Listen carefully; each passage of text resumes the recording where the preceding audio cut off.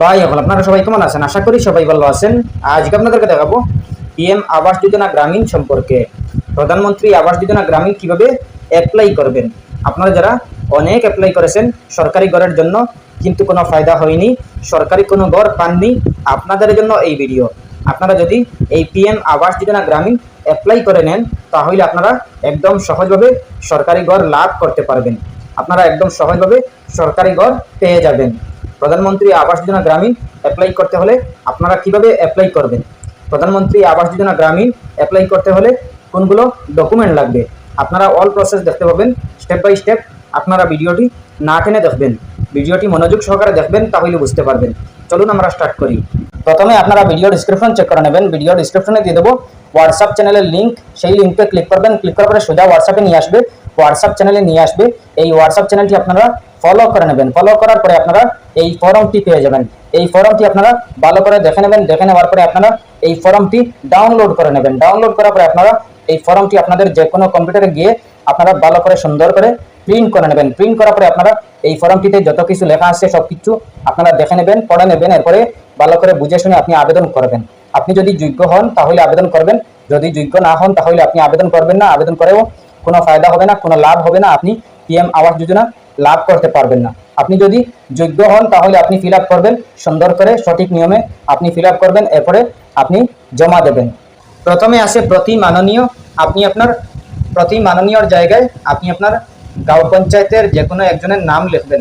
President আছেন, সম্পাদক আছেন, সেক্রেটারি আছেন, এরপরে আছেন জিপিসি মহোদয়।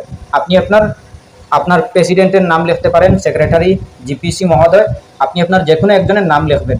প্রতি মাননীয়, এই মাননীয়র পরে আপনি আপনার গাঁও পঞ্চায়েতের সভাপতি, সম্পাদক, এরপরে আছে সমন্বয়ক। আপনি আপনার যে কোনো একজনের নাম লিখবেন, সেক্রেটারি বা প্রেসিডেন্ট বা জিপিসি মহোদয়, আপনি আপনার যে কোনো একজনের নাম লিখবেন। লেখার পরে আপনি আপনার, যদি আপনি প্রেসিডেন্টের নাম লেখেন তাহলে প্রেসিডেন্টের জায়গায় আপনি শুদ্ধ চিহ্ন দিবেন। আর যদি আপনি সেক্রেটারি লেখেন, সেক্রেটারির নাম, তাহলে সেক্রেটারির জায়গায় আপনি শুদ্ধ চিহ্ন দিবেন। আর যদি জিপিসি মহোদয় লেখেন তাহলে জিপিসির জায়গায় আপনি শুদ্ধ চিহ্ন দিবেন। এই আপনি প্রতি মাননীয় দেওয়ার পরে আপনি দেখতে পাবেন জেলা। আপনি আপনার ডিস্ট্রিক্টের নাম আপনি বসিয়ে দেবেন, আপনি আপনার জেলার নাম বসিয়ে দেবেন। বসিয়ে দেওয়ার পরে দেখতে পাবেন অসম। আপনি আপনার অসমের হতে হবে। অসমের যারা আছেন তারাই করতে পারবেন। আপনি অন্য কোনো স্টেটের হলে আপনি হবে না, আপনি শুধু অসমের হতে হবে। আপনি অসম দেখার পরে দেখতে পাবেন তারিখ। আপনি আপনার যেদিন আপনি এই ফর্মটি আবেদন করবেন, ফিল আপ করবেন, এই দিনের ডেটটি বসিয়ে দেবেন। এইখানে আপনি আপনার এই দিনের ডেটটি বসিয়ে দেওয়ার পরে দেখতে পাবেন বিষয় সরকারি PMAYG ঘরের তালিকাত নাম অন্তর্ভুক্ত করিবলৈ আবেদন। আপনি আপনার আপনার সরকারি PMAYG ঘরের তালিকাত নাম অন্তর্ভুক্ত করিবলৈ আবেদন, এটা দেখতে পাবেন। এরপরে দেখতে পাবেন মহাশয় সম্মানপূর্বক বিনীত নিবেদন, এই যে মই আপনার গ্রাম পঞ্চায়েতের এজনী স্থায়ী বাসিন্দা। এরপরে দেখতে পাবেন মই আর্থিকভাবে বহুত দুর্বল হও। আপনি এইগুলা ভালো করে পড়তে হবে। যদি ভালো করে পড়েন, ভালো করে বুঝেন, এরপরে আবেদন করবেন। আপনি যদি যোগ্য হন তাহলে আবেদন করবেন, আর যদি যোগ্য না হন তাহলে আবেদন করবেন না। মোর এখন পকি ঘর নাই, আমার এখন পাকা ঘর নেই, কাঁচা ঘর আছে। মই নিজের টাকারে যে এখন পকি ঘর সাজিম সেই সামর্থ্য মোর নাই। আমার নিজের ঘর যেটা আছে এটা সুন্দর করে সাজামো, এটা আমার সামর্থ্য নাই। আনকি 2011 সনের আর্থিক জনগণনার মতে ধার্য করা ঘরের তালিকাত মোর পরিয়ালের কোনো সদস্যর নাম নাই। 2011 সনের আর্থিক জনগণনার ঘরের তালিকাত আমার পরিয়ালের কোনো সদস্যর, মানে আমার পরিবারের কোনো সদস্যর নাম নাই। এরপরে আছে ইয়ারপরি 2018 সনত হোৱা জিঅ' টেগিং লিষ্টত মোর নাম নাই। জিঅ' টেগিং লিষ্টত আমার নাম নাই। এরপরে আছে নতুনকৈ প্রকাশ হওয়া ঘরের তালিকাত মোর নাম অন্তর্ভুক্ত হওয়া নাই। এরপরে গতিকে দয়ালু মহোদয় দয়া করি মোর নামটো যাতে অন্তর্ভুক্ত হয় তার সুবিধা করি দিয়ে উল্লেখ থাকে যে মই মোর আধার কার্ডখন অলগতে গাঁতি দিলোঁ। যদি মোর বা মোর পৰিয়ালৰ কোনো সদস্যই কোনো ঘৰ পোৱা সত্ত্বেও মই কথাখিনি লুকাই নতুন ঘৰৰ বাবে আবেদন কৰি তেন্তে মই আইন মতে দণ্ডনীয়।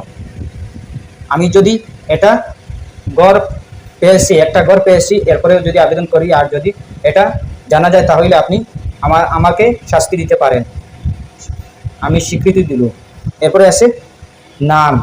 আপনি আপনার আবেদনকারীর নাম দিবেন, পিতা বা স্বামীর নাম দিবেন, আপনি আপনার বাবার নাম দিবেন, পুরুষ হলে, মহিলা হলে স্বামীর নাম দিবেন, এরপরে আপনি আপনার গাঁও নাম দিবেন, গ্রামের নাম, ওয়ার্ড নাম্বার দিবেন, এরপরে জেলার নাম দিবেন, ফোন নাম্বার দিবেন, আপনি আপনার মোবাইল নাম্বার আপনি আপনার বসিয়ে দেবেন। এরপরে আবেদনকারীর স্বাক্ষর, আবেদনকারীর একটা সিগনেচার এখানে বসিয়ে দেবেন। বসিয়ে দেওয়ার পরে আপনি আপনার এইগুলো আপনি ভালো করে চেক করে নেবেন, আপনি যতগুলো বসিয়েছেন সব কিছু ঠিকঠাক আছে কিনা, সব কিছু আপনার যতগুলো বসিয়েছেন সব কিছুতে কোনো ভুল আছে কিনা। যদি ভুল থাকে তাহলে আপনি শুধরে নেবেন, এরপরে আবেদন করবেন।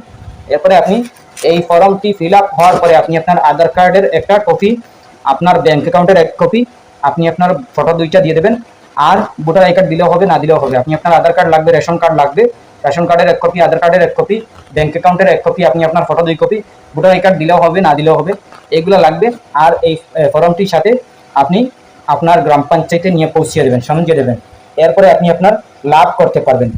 আপনি আপনার এইগুলা যদি আপনি সব কিছু ঠিকঠাক থাকে, আপনার যদি সঠিক নিয়মে আবেদন করেন আর আপনি যোগ্য হন তাহলে আপনি আবেদন করবেন, নতুন লিস্টে আপনার নাম আসবে। এরপরে আপনি আপনার প্রধানমন্ত্রী আবাস যোজনা গ্রামীণ লাভ করতে পারবেন। আপনি যদি সঠিক নিয়মে আবেদন করেন, আপনি যোগ্য হন, তাহলে আপনার নতুন লিস্টে আপনার নাম আসবে, চলে আসবে।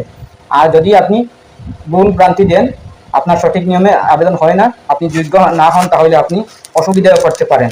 এরপরেও যদি কোনো সমস্যা হয় কমেন্ট করতে পারেন। আশা করছি বুঝতে পেরেছেন। ভালো লাগলে লাইক ও শেয়ার করবেন, চ্যানেলটি সাবস্ক্রাইব করবেন, পেজটি ফলো করবেন। ধন্যবাদ।